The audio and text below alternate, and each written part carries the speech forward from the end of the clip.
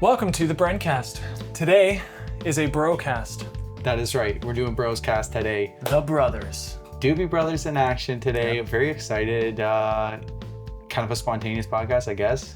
Yeah, we're trying it out, man. We're sitting down, we're talking. We're going to talk about music. We're going to talk about looping. We're going to talk about guitar, singing, Yeah. all the things that he does. Yeah. Because it's interesting and it's cool. Yeah, for sure. So also we're doing, if you're a member of the channel, you are available to watch the stream. You're over here watching the stream behind the scenes, and you guys can throw in your questions for the podcast, help us out, give us some topics, give us some stuff to talk about. Any of your questions that you ever had answered, you could, I don't know, what ifs, all kinds of stuff. So yes. Yeah, if you're not already a member and you're listening to the podcast and you want to tune in live and have your input and questions and whatever, become a member of what he calls the loop. True. And we were just talking about this. We were just talking about how the podcast could be a good opportunity to just create all kinds of different content from the podcast, clipping it in different ways. So yeah, if you have any topics or anything that you even think would make a good video on the channel, this is going to be the form that we use to film it. So fun stuff. All right, brother. You had some plans. What was your, how do you want to kick this off? I want to start with what's new since the last time. You got your one wheel? Yeah, what's new since the last time? So I kind of had a little phase there where I kinked my neck somehow. But I say somehow because I literally just I don't know. I was out of commission for a week and I got really into these one wheels and electric unicycles all over again while I was just laying around. So I ordered a new one wheel. No, it's called an electric unicycle. So I've been trying to learn it. We were doing a little family thing yesterday and I think I rode were we there for 4 hours? It was 4 hours. Good while. Messing around on this wheel and I still can't really ride it for more than 10 seconds at a time. So that's been pretty fun. But other than that, I was just telling Cam, I'm always crazy. Dude, my list is so long of just even ideas of things I'm trying to do or things I'd like to do, even with just my setup. I got a new keyboard set up. You guys will see it later on the stream. Just working on all kinds of little things like that. So yeah, what's new is a very loaded question, dude. Dude, it's always, I'm completely redoing everything I have with my gear setup. I'm completely recabling everything and reformatting everything. Yeah. Is that a problem? No, it's always evolving. It's always getting better. I think that's good. Yeah. I don't think there's anything wrong with that. Yeah, I guess so. Yeah, it's always evolving. It's always changing. I'm never quite satisfied. And then I am, and then I'm not. Yeah. It doesn't last very long. But I guess it's kind of a blessing and a curse because in one way, you're always evolving, always changing, always looking for the next best, better way to do things and keep improving, I guess. But on the other hand, you're just constantly in chaos of it's like a balance of just figuring it all out. Yeah. So my question, I really loved the conversation. I even clipped it. We're going to post it as its own video if it's not already posted. And it's you just kind of talking about mashups. And it's almost like an insider view of the secrets of mashups. I did not know certain things and how you connect certain songs and how some songs even look like they're stolen from one another and how what was that, Canon in D or whatever is actually 10 pop songs and it's how people have stolen music for hundreds of years. Which I thought was a very interesting conversation. And I don't know how to ask this question, but is there anything else, any other unique thing about that you've discovered covering all different types of genres from all different times and all this sort of stuff? Not just in the mashup realm, but what you've kind of learned about music in general, learning every type of song ever. Okay, that's a loaded question. That's another giant loaded question. Yeah. But one of the things that comes to mind is because I learned a lot of popular songs, a lot of I try to bring the party to a lot of places I play, even when it's not a big party and people are just chilling and you're kind of background music type of thing. Even in those environments, I try to bring fun songs that kind of everybody recognizes that have generally major chords, which is happier sounding, I guess you could say, as opposed to minor chords. And so I'm always thinking about stuff like that. And then also choruses that aren't too complicated either.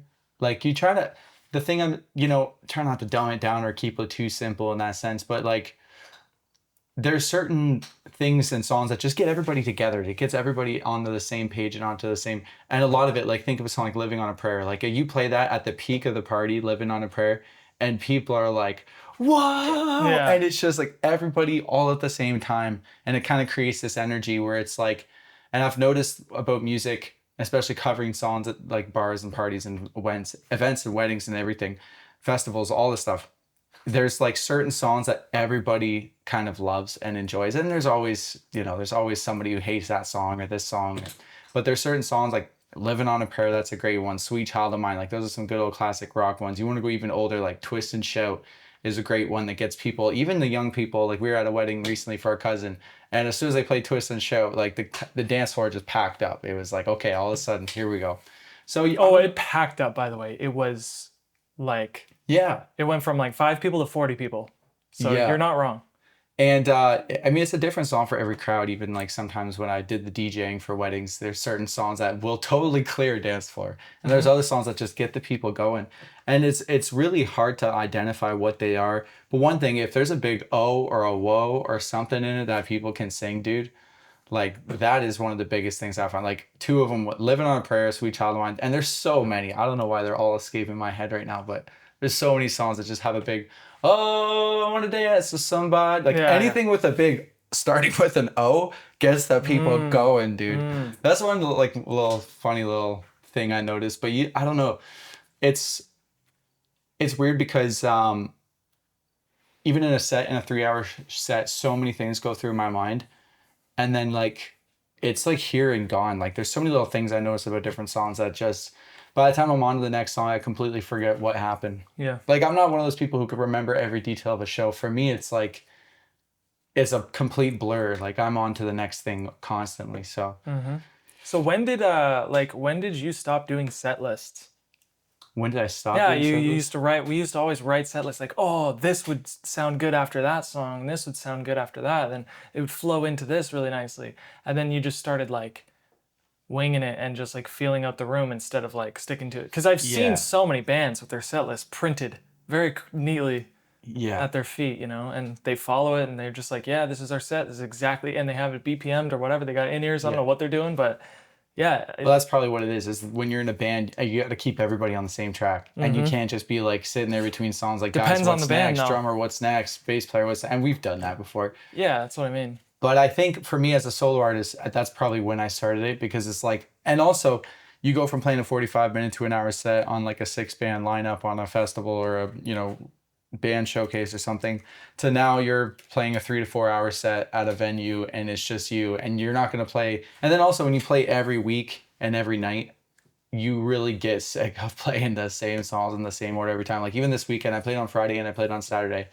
And I didn't tell anybody, I didn't say nothing, but I actually make it a point every time to actually play at least 60 to 70% new material the second night, even just for the live stream audience. It's just, so I'm not playing the same songs every time, all the time, and keep it fresh and interesting. So that's another reason why when you just play a lot, it's like, and then also another big thing is, dude, you got to read the room. Like, you got to read the audience, you got to read the vibe, and some of it's unspoken, but sometimes it's just like, we're on the beach, it's 2 p.m, everyone's enjoying a drink and a conversation. Now's not the time to play Mr. Brightside, and get everybody, come on, everybody, get on the, that's like a later on in the night, dance floor is packed. Now it's trying to, like, I have a whole category of songs that aren't even unlocked until there's like a certain amount of people on the dance floor.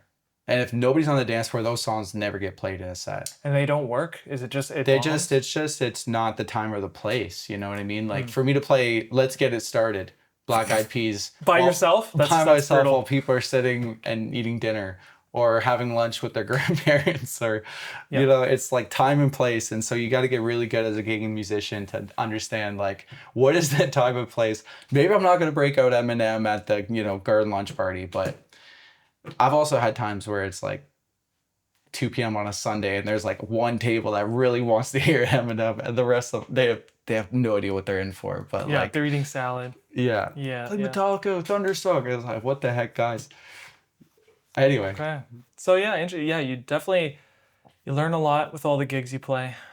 100%. I feel that with like anything, right? You learn a lot. You start to adapt in tiny little ways. I think another big thing, and there's a question in the chat, but I just wanted to say, or I guess ask, oh man, I lost my thought. It was, okay, yeah. So you're the type of person who, at a time, you felt like gigging was a day job, And then when you adopted this never-ending improvement mentality, it always gets fun. It always becomes new and Yeah. exciting. Whereas the gigging musician with the set list is like, yeah, this is my job. I'm showing up. I'm doing my work, and then I'm clocking out. But for you, it's like you keep yourself engaged by trying to be the best you can be, right? Is that?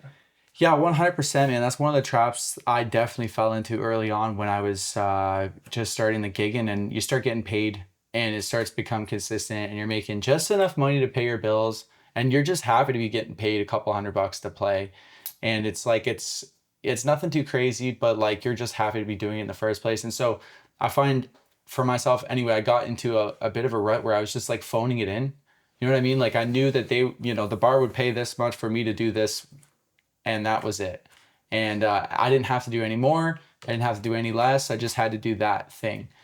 And then I guess I just got so, maybe it is myself, maybe it's, I don't know, but I got so frustrated with myself and so bored of just, oh my gosh, am I playing the same song again every night, every weekend? And then my friends and family come out and hear me play, and I'm playing exactly the same stuff in the same way every time. And it's not even that good to begin with. It's just kind of like good enough to pass for the bar. And like, I guess I just got to a point where I was like, I mean, I quit for a couple of years first, it took some distance, but I really did burn myself out by just doing the same thing in the exact same way because it was just good enough. And everybody told me it was good enough. I was like, okay, perfect. Like we're set. Like it's good. It's done. But I didn't really experience fulfillment and like level up in every way until I started saying, hey, good, but not good enough. Hey, good, but not good enough. Hey, good, but it could be better. And it's good, like, not trying to say I trash myself or whatever, but in a way, like you can't be completely satisfied and pat yourself on the back and just be 100%. Like there's always something, I don't care who you are, in every performance, in every show, in every song, you could have done a bit better, or you could have done in a different way that might have portrayed it in a different emotion, in a different way, or this or that. So yeah, it really is, dude. Like the constant never ending improvement has kept me going in so many ways, man, because I'd just be bored, dude. I'd be bored. But when you challenge yourself even just a little bit, it creates an engagement where you're like, wait, I have to step up a little bit. I have to like be a little bit more present in this in order to do it. And I think that's why I got so many pedals and instruments, because it's like as soon as I feel like I got it figured out, new thing to throw me for a loop, and now I'm back present, figuring out, and then it becomes automatic, and then just like never letting it become automatic and always adding something to keep me on my toes. You probably have that in life, right? In what ways? Like, can you relate to that in anything? Oh, absolutely. I'm sure anybody can relate to the it's like the monotony. Nobody wants that. And especially when you're trying to be creative, it's like those two worlds should not Yeah. be, yeah. So, yeah, I completely agree. Very well said. That's exactly what I imagined you were going to say. And if you're gonna do something, like, why phone it in? Like, Well, let's that's let's true. just think Yeah. like even philosophy wise, like anything you do in life, like waking up in the morning, like your chores, like what if you phoned it in when you do the dishes and now you're just eating off dirty, you know what I mean? Like, does that make sense? Like, I feel like it's an overall arching philosophy that I've adopted where it's like, Why phone it in? why phone it? Like, just do it. Just if you're gonna do it, do it. Like, if you're gonna do it all the way and keep doing it. Like, does that make sense? Yeah, and I feel like it's probably like I was gonna say a personality type, but more of like, sometimes phoning it in, or sorry, sometimes not phoning it in is kind of like you kind of just distract yourself because it is difficult. It's not easy to not phone it. It's not easy to do your best, to do the best you can. If you made the decision, okay, I'm gonna all of a sudden do the best I can do, you're faced with everything that you've done wrong, no? Like you're all of a sudden seeing everything that's wrong. And you're like, oh snap, like I've actually been screwing up a lot, and There's a part of that sounds scary. yeah, it kind of sounds scary, right? Yeah, there's a part that I was like, wait a second, like I've worked so hard and it's still not good enough. Yeah. And it's like, no, it is good enough, but like it could be better if you want it to be. It also doesn't have to be. Like, it is at what you make it at the end of the day. And it's different for everybody. And I just feel like these are the thoughts that I had, and that kind of drive me as an individual. We're not going to say it's for everybody, this philosophy or this or that, but that's my experience, I guess. Yeah, totally. And that's what people are interested in, because you've managed to build these skills, and now, you know, the audience and this vibe and the live streams and like, so people are wondering like how, like, where does this come from? So it is interesting to know. Yeah. Which leads me into the next question. Somebody asked, who's your biggest musical influences? Who are your biggest influences? And I'm gonna add to that why. And that was a question from Sham. What up, Shane? What up, Sham? Thanks for the question. And yeah, I would add to that why, and be specific if you can. You know, like a certain song or a certain moment from some musician or something. Yeah, well, right off the bat, one of the first was Green Day, Billy Joe Armstrong. And I don't know, what was it about Green Day? I feel like it was just like the energy was like, I don't care. I'm gonna go hard. And I was a hyper kid too. So like I could relate to the music being a little bit more hyper, a little edgy. It wasn't always perfect or raw, but it's also tight and punchy and powerful. And just the stories of like, you know, when American Idiot came out, listening to that over and over again, and just relating to like Rage and Love, you know. And so that was a big inspiration early on. And then the Beatles, obviously, we got really big into the Beatles for a while. And what I love about the Beatles, dude, just the wide discography that they covered in their like short 9-year career. It was like, we're a pop, you know, boy band to like, you know, now we're getting a little bit more folky and rootsy to like, okay, now all of a sudden we're dipping into psychedelic music to like all of a sudden we're doing like a rock opera type of vibe of an album. So I love that wide range. And then I also went through a big Foo Fighters phase. I always loved their music. Sublime, come on. Sublime always has a great beach. We're on the beach kind of vibe. And also I loved how just you could mix the reggae with the punk rock edginess. But like more recently, one of my favorite musicians is Ian Thornley from Big Wreck. Just, I love his voice. I love I love the lengths that he goes to where he's just like, he'll belt out a scream or he'll hit a note that's crazy high for like 30 seconds and just like test himself in vocally, but then also guitar wise, one of the best guitar players you've ever seen. Cause he does things, and his work ethic as well, of what I found out about him, of how just, hey, I'm going to play for hours. Like I'm pretty sure he warms up vocally and guitar for like a few hours before every show, no matter what. So like he's even like, he does a show before the show, you know. So like I appreciate the work ethic in that. So those are some of my inspirations and why, I guess.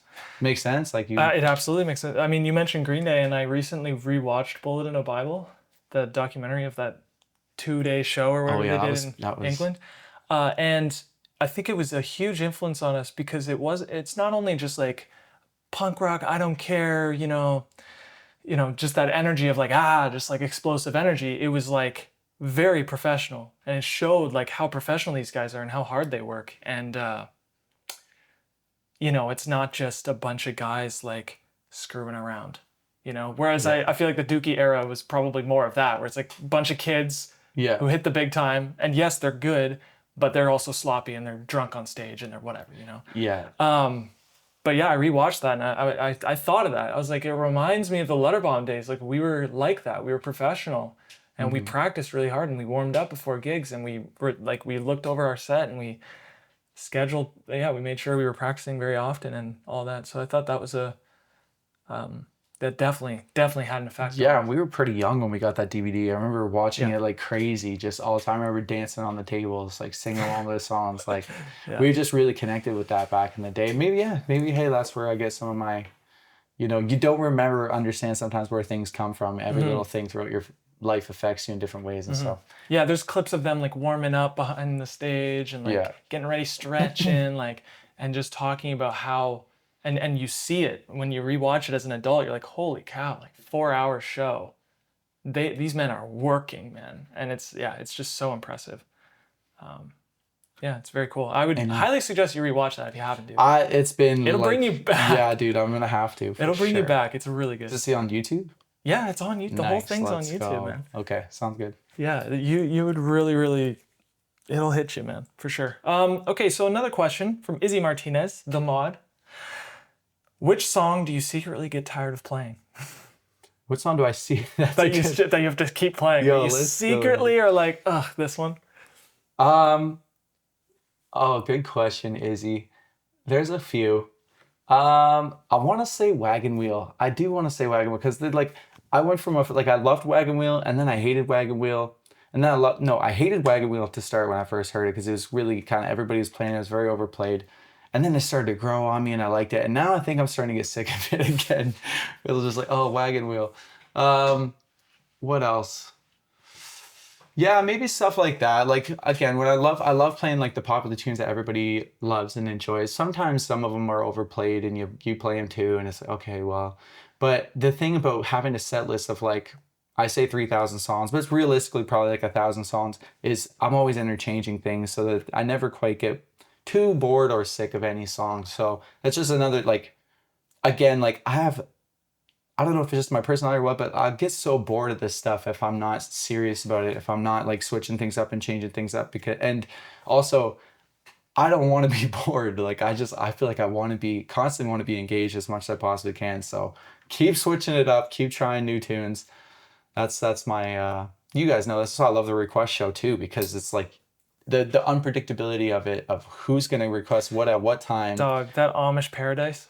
Yeah. That was crazy. That was crazy. I can't believe we did that. And then the wheel, you throw the super wheel in there too, and now you're flipping genres and styles and all kinds of things. And now it's just, yeah, it keeps it really fun and challenging and engaging for me, somebody with like, you know, that kind of personality.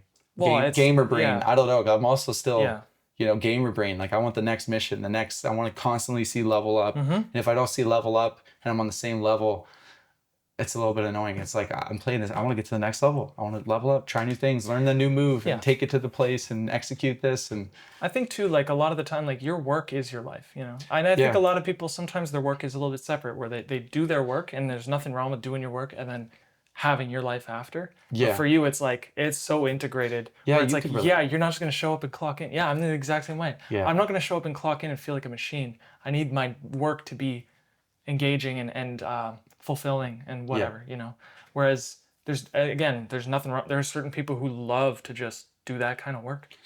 And I can relate to that too. There's a time in my life it was nice to clock into the 9 to 5, and then like once it's 5:01, 5:01, I don't even want to think about work, right? Yeah. But for my, you know, you as well as a creative person pursuing this as a career with their films and everything, even when you're not working, you're working. It's like in your mind, you're constantly. But it's the work you love and the work you enjoy. It doesn't mean it's not work. There are sacrifices for sure. Yeah, but it's still like, yeah, there's trade-offs for both.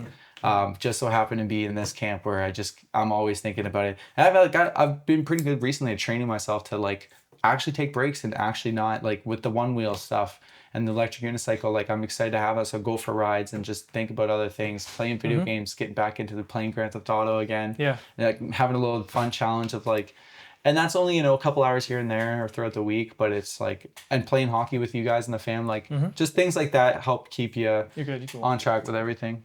Dude?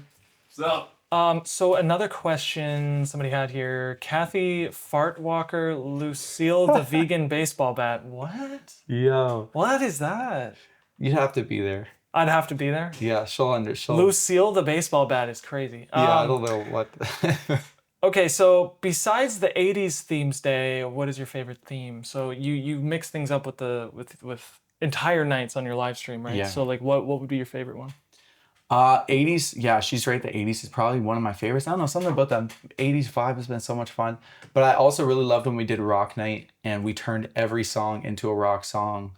That one's probably one of my favorites. I want to do another one where we're just like flipping genres on everything, because those are some of the funnest. Because like, yeah, I like when it's unpredictable. I like when I don't know what I'm doing. Yeah.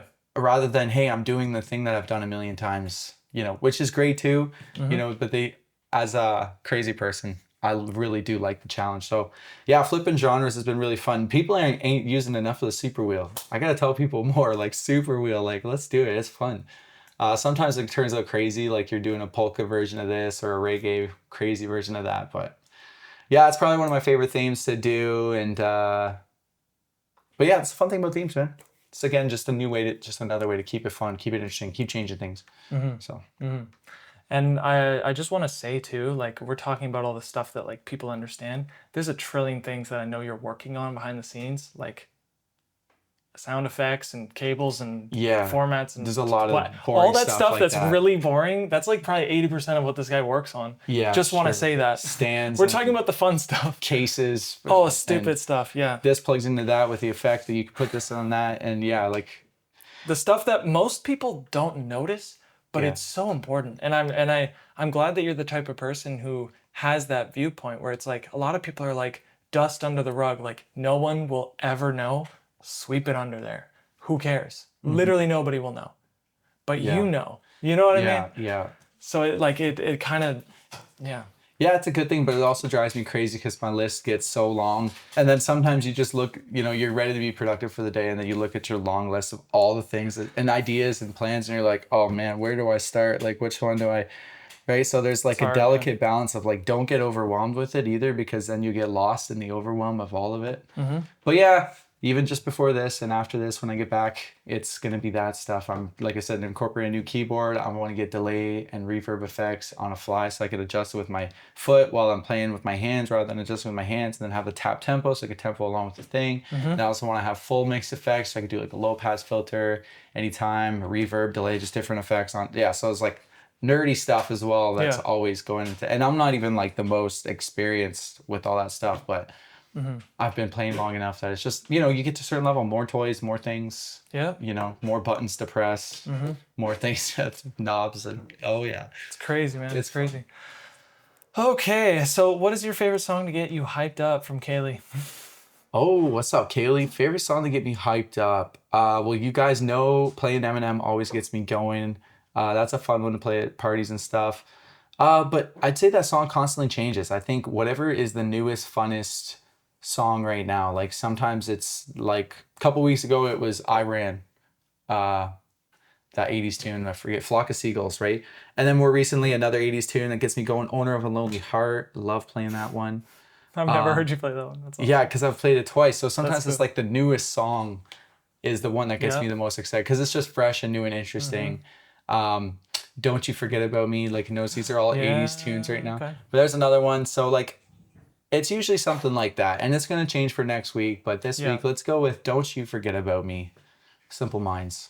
That's my go-to get hyped up track right now. Right on, right on. Okay. Yeah, no, that's awesome, man. So other than all the technical stuff, what are some things that people can understand that you're working on right now? Understand what I'm working on right now. Well, I'm always working on just variety in the show is one thing I'm excited to introduce. So you guys know I'm always doing shows. And one thing I want to put together like a show where it's like there's an acoustic portion. There's a When you're out gigging? when I'm out Or- gigging, yeah. and even just to like I would love to. I get hired for a lot of events where I'm just showing up and like entertaining for a few hours, or not prefer, but I'm interested in like possibly doing shows that are like entire themes, like just like we do a theme on the stream. But thinking about selling to these different places and venues like an actual show where it's like, hey, this is gonna be 3 hours of 80s music. Let's make a whole night out of it. Dress up, come hang out, stuff like that. That makes sense, man. You could totally go up to bars and be like, hey, I could play 3 hours of 80s if you guys, I don't know if you're interested in a theme night, but you Yeah. could say 80s night, guy's gonna play 80s music. And then we have fun with it. We do the lights, we do the Yeah, whatever dress it is, up, yeah. we do the whole decoration and everything. So that would be pretty fun. Even selling themed, yeah, just doing different theme nights would be really cool, I think, to do out and about, because I'm really excited about that.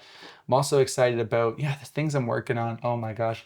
You can understand that. So yeah, doing like a whole piano section. Maybe collaborate with other musicians. Like that was really fun when Cam came to jam and we did that thing, like trying to figure out stuff like that.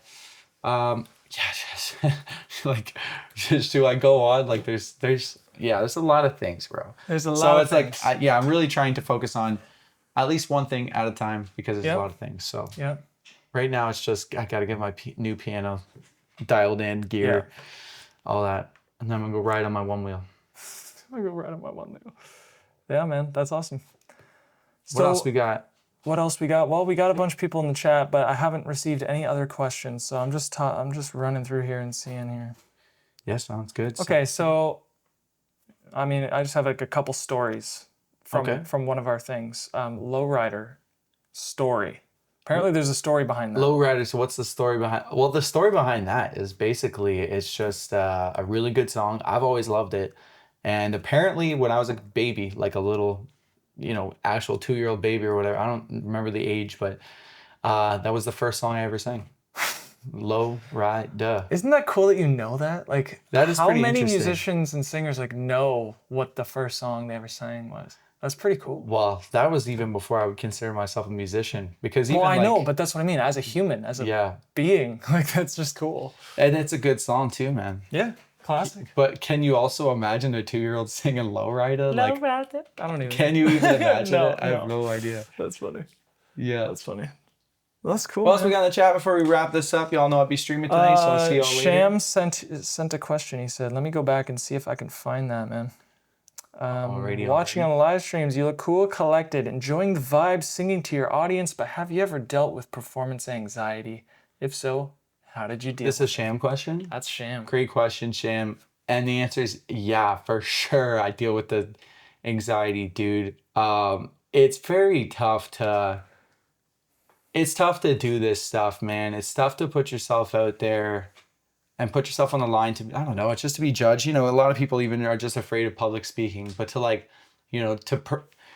to perform music for people, and to also I also see it as putting my heart out. Like, you gotta understand, I put a lot of time and effort and energy, and I put a lot of who I am as a human being into this music thing. And so there's a lot of my identity and personality and everything that I am as a person built into this music thing. So to put that out to people and subject yourself to their opinions or what they might think or whether they'll like it or not like it, it's a lot. And even to this day, I still at times have some performance anxiety in that sense, but it's really it's just because I care so much, I think, and I have put a lot into it. So I think a lot of it just comes down to a fear of am I enough as a human being? Am I good enough for life? We all feel that in one way or another. So yes, I definitely have that. And the way that I've combated that is really just preparation, practice, experience. I know I've done it enough times. And another one of the big reasons I do it is because I've had confirmation from a lot of people. I've had support early on when I wasn't that good, but people still told me I was good, and keep going, you'll get it, that kind of encouragement, because you get to a certain point where you have enough experience and basic confidence to say, hey, I don't care what you think, this is what I'm doing. Not everybody's going to like it. I like it. I have fun with it. You want to hate, no worries. So it's a good question. I think as creative people, we all deal with it. And even I tell Cam all the time, this, I'm not as social and outgoing as people think I am. Mm-hmm. I'm actually a pretty introverted, keep to myself type of person. I was once the life of the party, there was a time where I was a lot more outgoing and loved the attention and everything. But I like music more than I like the attention that music's been giving me. I have fun with this music thing. I'm so glad other people like it. But the toughest thing about what I do is actually putting yourself out there and having to, just put your heart on the line and be subjected to what people think and feel and how they're going to react to it and all that stuff. So it's a tough part for me personally. I don't know. I know other people soak it up. They love this state. They love the, hey, everybody look at me. I might, even if I come off like that, that's not me, dude. I really, it's just not me. I'm more chill and just happy to share music with you guys. And I'm just trying to be real, and that's it really, right? That makes sense. This is knowing me probably better than anybody else. Yeah, I think as creatives, we've always been servants to the art and not wearing it as a suit or whatever. We're always just serve the music, serve whatever we're working on. It's I want what's best for the project, for the thing, for whatever I'm creating, not I want to be the best creator of that thing, Yeah. Yeah. Yeah, I feel that a lot. Yeah, I say this all the time in the streams. You guys know it's my favorite moment in music is when I'm not there anymore. I'm just listening. It's not, me and my personality. Look at me as it's wow, look at this music. Right now that's being channeled through me. I'm just an instrument for, this music to be playing, and it just sounds. That's my place to be. I love that. So, Which is fun. It's funny because I do wear all these fancy shirts and kind of have all the lights and have this big stage and like everything and this big show, and it's very flashy with all the things, and it's really just it's a funny contrast. It actually is funny if you know me. Like I would probably yeah, like most days, most summers, like I don't even wear a shirt most of the time. Like I was in the summer outside, like enjoying myself, no shoes on. So it's just like, I guess the contrast of me as a person, there's a little bit of everything. We're all like that, right? So what else? What do we got? That's it, man. Got a good show? We can wrap it up, man. That's a great episode. Yeah, It's a lots of nice stories. personal episode. We just got right into like the inner workings. It's kind of fun. Yeah, it's true. I got lots of ideas for the next one. In fact, if you don't mind, I'm just gonna write those down. Send it away. Oh, I will say one more thing to the chat. Save the rest of your questions for the next one. We'll be back eventually. So Yeah, for sure. We'll be doing this every week, every couple weeks. So make sure you guys tune in. If you guys are members of the channel, if you guys are members of the Loop, you guys can join us behind the scenes, raw in the phone camera audio, phone camera video. Just throw in your questions. We can hang out with you during the show. Exciting, dude. I'm excited about this and the opportunity and have different guests all the time. Yeah, I'm just really grateful for you guys tuning in. I'm grateful that we got such a good team with Cam and Tina and everybody helping out with all the things behind the scenes that you guys don't even see. Yeah, a lot of people compliment me on all the things I got going on, and I always throw it back to my team. I can only do so much as a one-man band.